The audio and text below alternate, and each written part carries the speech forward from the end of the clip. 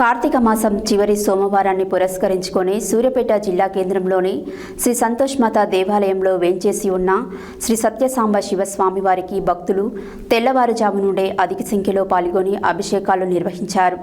భక్తులు స్వయంగా స్వామివారి గర్భగుడిలోకి ప్రవేశించి వారి స్వహస్తాలతో అభిషేకాలు నిర్వహించుకున్నారు.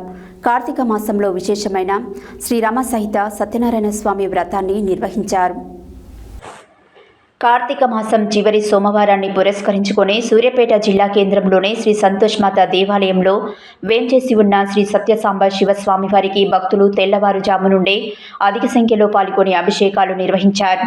భక్తులు స్వయంగా స్వామివారి గర్భగుడిలోకి ప్రవేశించి వారి స్వహస్తాలతో అభిషేకాలు నిర్వహించుకున్నారు.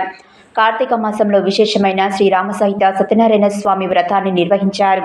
ఈ సందర్భంగా అన్నాభిషేకం, లింగాకృతితో దీపోత్సవం, ఆకాశ పూజ, దీప నందీశ్వరునికి అభిషేకం నిర్వహించారు.